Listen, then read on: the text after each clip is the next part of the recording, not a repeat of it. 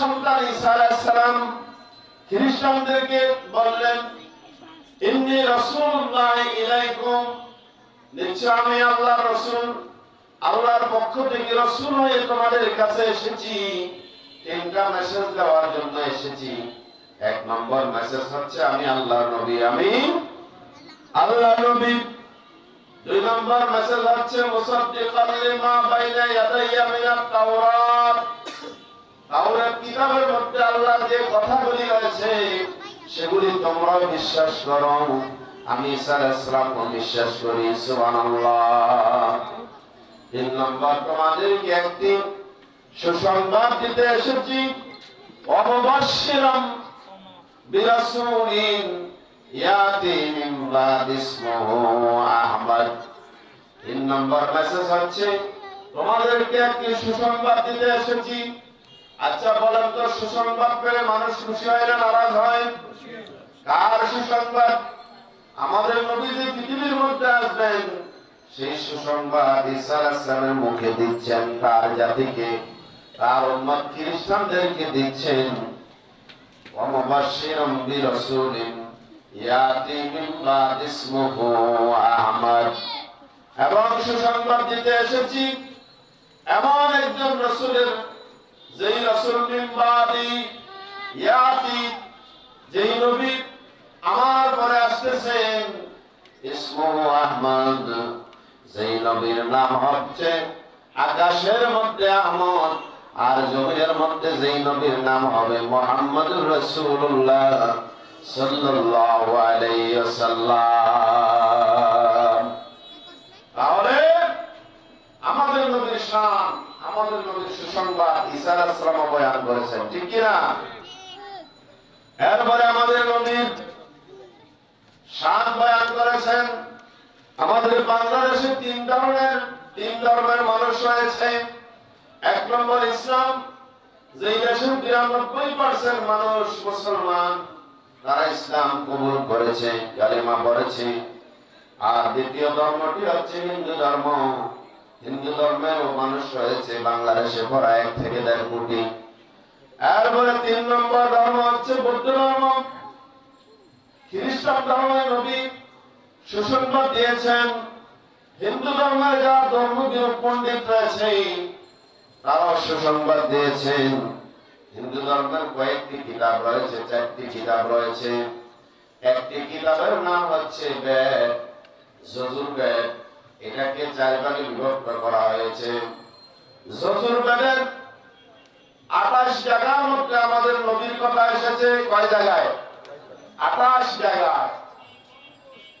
আপনারা আশ্চর্য হবেন শুনলেন, ২৮ জায়গাতে আমার নবীর শান বর্ণনা করা হয়েছে। সেখানে বলা হয়েছে লা ইলাহা ইল্লাল্লাহ রাব্বুল আলামিন ওয়া রাসূল মুহাম্মাদুর রাসূলুল্লাহ আল্লাম ইল্লাল্লাহ ইল্লাল্লাহ হতারমিনরা মহাশরিনরা আল্লাহ অষ্টম শ্রেষ্ঠম আল্লাহ কমে কম আল্লাহ নিকাত কম ওয়াশা ইল্লাল্লাহ মিত্র বড় রাজা দশমান কালে দিক বলে পরস্পর কম খবর আমি মিলাম খবর ইল্লাল্লাহ ওয়া রাসূল মুহাম্মদ কম বরশে আল্লাহ আল্লাহ ইল্লাল্লাহি ইল্লাল্লাহ। এটা হচ্ছে হিন্দু ধর্মের কিতাব থেকে বলছি। এখানে হিন্দু ধর্মের মহাপণ্ডিতরা আজ থেকে ৬০০০ বছর আগে কিতাবগুলি লিখেছেন।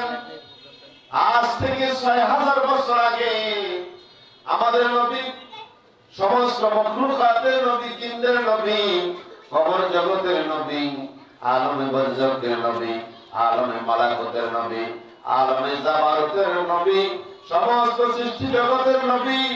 এবার বলেন তো সূর্যের নবীকে, এবার বলেন চন্দ্রের নবীকে।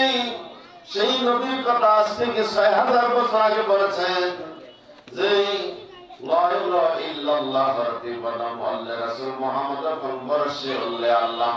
লা ইলাহা ইল্লাল্লাহ জিকির প্রত্যেক দমে দমে নিঃশ্বাসে নিঃশ্বাসে করো। লা ইলাহা ইল্লাল্লাহ জিকির করতে থাকো মুক্তি পেতে হলে।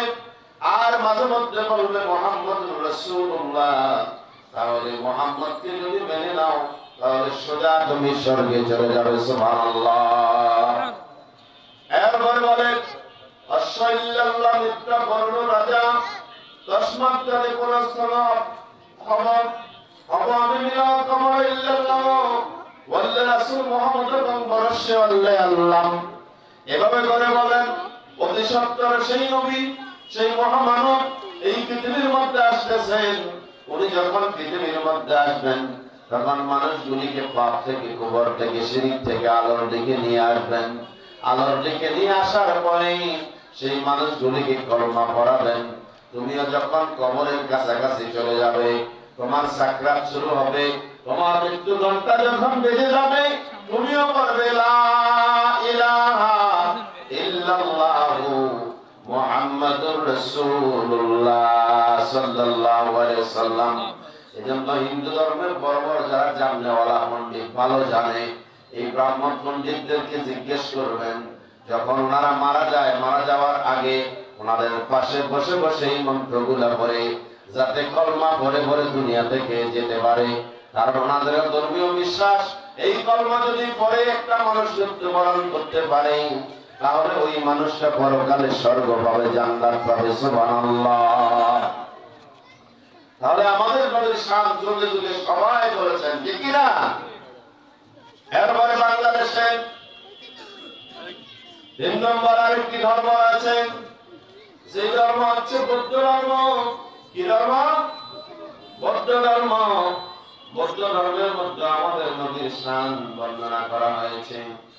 আমাদের নবীর শান বর্ণনা করা হয়েছে। আজ থেকে 2500 বছর আগে গৌতম বুদ্ধ পৃথিবীর মধ্যে এসেছিলেন। এই গৌতম বুদ্ধ এত সুন্দর কথা আমাদের নবীর ব্যাপারে বলে গিয়েছেন, নবীর শান বর্ণনা করে গিয়েছেন, শুনলে আপনারা আশ্চর্য হবেন। বলবো বলবো কিনা? বললে সাধনারে বসে থাকতে পারবেন না। যারা এখনো বসে আছেন, মানুষ না থাকলে কথা আসে না। যত মানুষ বেশি হবে তত বক্তা মুখ থেকে এলে বের হবে, কথা বের হবে, ঠিক কিনা? এজন্য আমি আহ্বান করবো, আহ্বান করবো আপনারা আসেন। অন্তত 150 মানুষ থাকলেও একটু কথা বলতে আরাম পাবো, ঠিক কিনা? আমাদের নবীর শান, আমার নবীর শান বয়ান হচ্ছে। কার শান বলেন? আমার নবীর শান। বলেন আমার নবীর শান। এই কথাটা বলতে পারেন না? আমার নবীর শান, আমার নবীর চরিত্র ফুলের চেয়েও পবিত্র। বলেন আমার নবীর চরিত্র, আমার নবীর চরিত্র নারায়ে তাকবীর, নারায়ে তাকবীর, নারায়ে তাকবীর, নারায়ে রিসালা, নারায়ে রিসালা। সারা বিশ্বের মুসলমান এক হও, এক হও। সারা বিশ্বের মুসলমান, সারা বিশ্বের মুসলমান আমার নবীর চরিত্র ফুলের চেয়েও পবিত্র। আমার নবীর চরিত্র মাশাআল্লাহ, মাশাআল্লাহ। বাংলাদেশের 3য় ধর্ম, পৃথিবীর 3য় বৃহত্তম ধর্ম গৌতম বুদ্ধ। বৌদ্ধ ধর্মের মানুষ রয়েছে বিশ্বের মধ্যে প্রায় 160 কোটি। পৃথিবীর 3য় বৃহত্তম ধর্মের ধর্মগুরু গৌতম বুদ্ধ। এই বৌদ্ধ ধর্মটা এক সময় একত্ববাদী ধর্ম ছিল। আপনারা দেখবেন বৌদ্ধ মন্দিরে একটা বড় মূর্তি আছে। এই মূর্তিটাও এক সময় ছিল না, তারা মূর্তি পূজা করত না। কিন্তু কুসংস্কার ঢুকতে ঢুকতে আজকে মূর্তি পূজা বৌদ্ধ ধর্মের ভিতর ঢুকে গিয়েছে। কারণ গৌতম বুদ্ধ আমাদের নবীর ব্যাপারে যে পরিষ্কার কথা বলেছেন, যেন কোরআনের ব্যাখ্যা। গৌতম বুদ্ধ বলেন নমস্কার গিরিজনাথ মরুস্থল নিবাসিনে ত্রিপুরা পূর্ণাশায় বহুময়া প্রবর্তিনে বেলাচ্ছায় গুপ্তায় শুদ্ধায় সচ্চিদানন্দ রূপিণে তন্মাঙ্গি কিঙ্করং শরণাত্মমপাগতম। কি বলতেছে এখানে? আচার্য হবেন গৌতম বুদ্ধ বলতেছেন নমস্কার গিরিজনাথ মরুস্থল নিবাসিনে, মরুস্থল নিবাসিনে মরুভূমির দেশে যে মহামানব যার নাম হবে মুহাম্মদুর রাসূলুল্লাহ সাল্লাল্লাহু আলাইহি ওয়াসাল্লাম, আমি গৌতম বুদ্ধ সেই মুহাম্মদকে নমস্কার জানাই। মানে আমার মাথা মুহাম্মদের কদমের মধ্যে ঠেকাই, ঠেকিয়ে তাকে সম্মান করি। সুবহানাল্লাহ।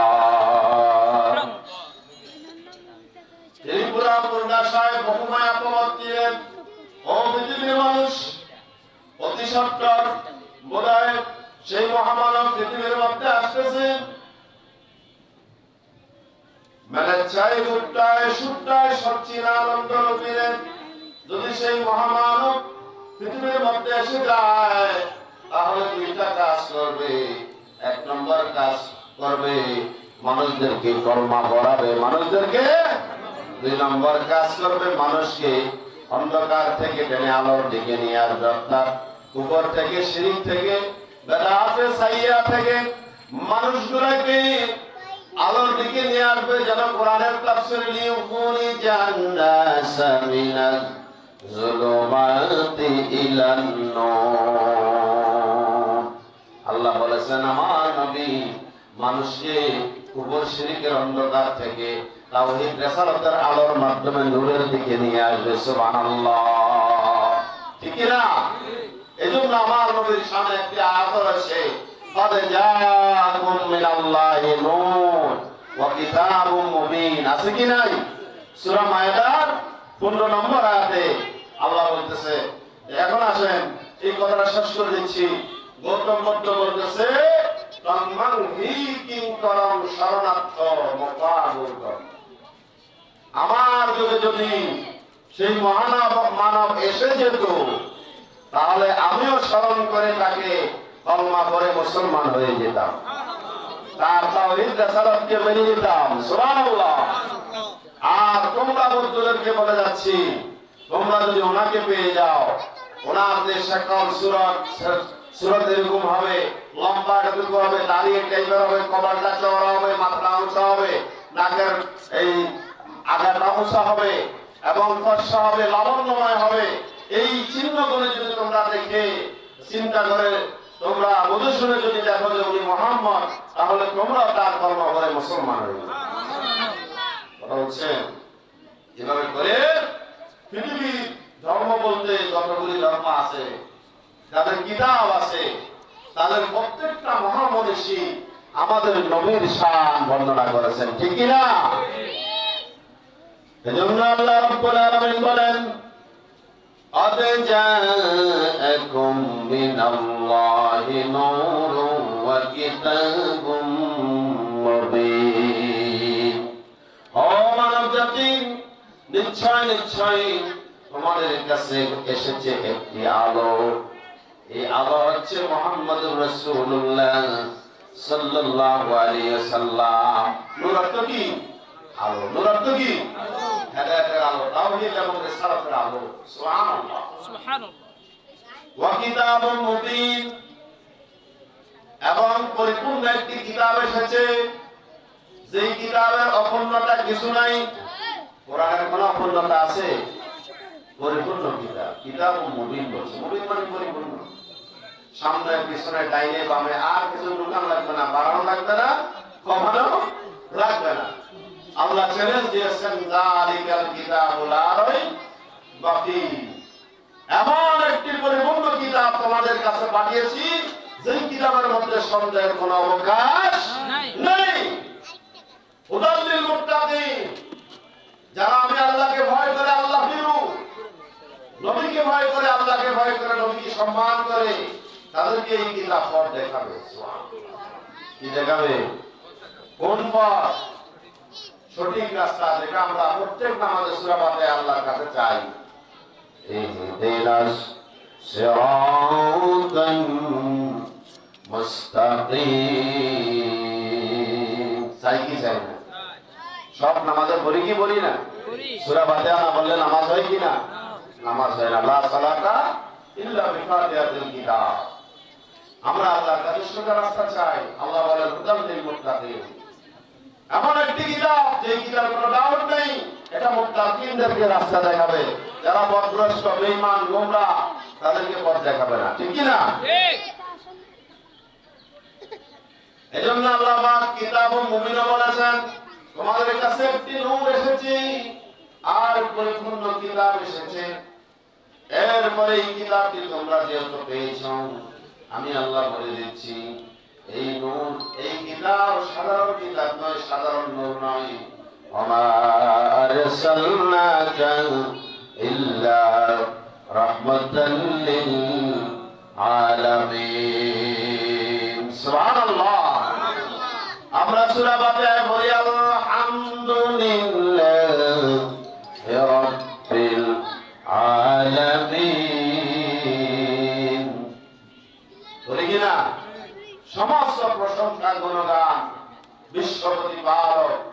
সমস্ত জগৎ সময়ের প্রতিপালক আল্লাহর জন্য, ঠিক না? বিশ্ব প্রতিপালক বললে এটা অর্থটা পরিপূর্ণ হবে না। আলামিন অর্থ জগৎ সমূহ, তাহলে বোঝা যাচ্ছে অনেকগুলি জগৎ রয়েছে, ঠিক না? অনেকগুলি জগৎ রয়েছে যে এটা আরো সমান রয়েছে, ঠিক না? জগৎ কি একটা? একটি জগৎ না। আমরা মেরাজের আলোচনাতে পাই আমাদের নবী 7টি আসমান ঘুরেছেন, ঘুরেছেন কিনা? একদার পেয়ারা বন্ধু ওনার সমতুল্য কেহ নাই, তার মতন আকাশ ভুবন করেনি কোন পয়গম্বর, ঠিক কিনা? যেন আল্লাহ যথার্থ বলেছেন রব্বিল আলামিন। আল্লাহ পাক বলেন যত জগতের রব আমি, আহকামুল হাকিমিন, তত জগতের জন্য আমার বন্ধু মুহাম্মদুর রাসূলুল্লাহ সাল্লাল্লাহু আলাইহি ওয়াসাল্লাম রাহমাতাল লিল আলামিন। সুবহানাল্লাহ। এই রাহমাতাল লিল আলামিনকে পেয়ে যাওয়ার কারণে তোমরা খুশি হও। কি হও? কি বলেছেন? কোরআন এবং নবীকে পাওয়ার কারণে তোমরা খুশি হও, আনন্দিত হও। সূরা ইউনূস 58 নম্বর আয়াত। কুল বিফাদলিল্লাহি ওয়া বিরাহমাতিহি ফাবিযালিকা ফালইফরাহু হুয়া খায়রুম মিম্মা ইয়াজমাউন। আল্লাহ রাব্বুল আলামিন বলেন, বন্ধুগণকে বলে দিন কিয়ামত পর্যন্ত যত মুসলমান ইমানদার পরেজগার আসবে তাদেরকে বলে দিন বিফাদলিল্লাহি ওয়া বিরাহমাতিহি। বিফাদলিল্লাহ বলে আল্লাহর ফজল বলতে এখানে অনেক তাফসীর কারকরা বলেছেন আল্লাহর অনুগ্রহ ইসলামকে বুঝিয়েছেন, আর অনেকে বলেছেন আল্লাহর কোরআন বিফাদলিল্লাহি ওয়া বিরাহমাতিহি, এবং আল্লাহর রহমত মুহাম্মদ রাসূলুল্লাহ সাল্লাল্লাহু আলাইহি ওয়াসাল্লামকে পাওয়ার কারণে, আল্লাহ নবী তোমাদের কাছে আসার কারণে ফাবিযালিকা ফালইফরাহু, তোমরা খুশি হয়ে যাও। সুবহানাল্লাহ। তোমরা কি হয়ে যাও? খুশি হয়ে যাও। হুয়া খায়রুম মিম্মা ইয়াজমাউন।